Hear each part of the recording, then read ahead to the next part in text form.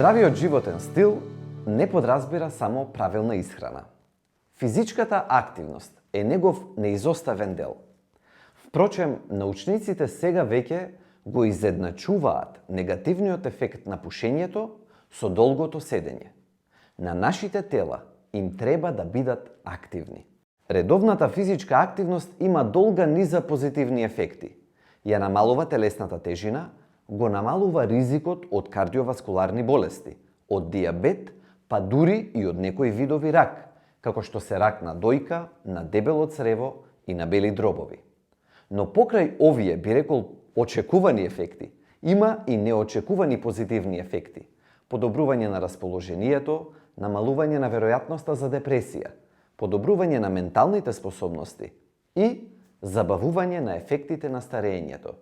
Физичката активност очигледно ни помага не само физички, туку и ментално.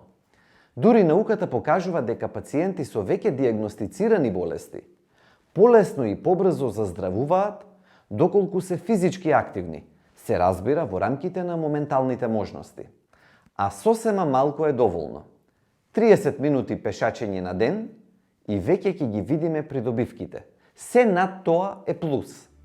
Само една прошетка од брзо одење, половина час на ден е доволно.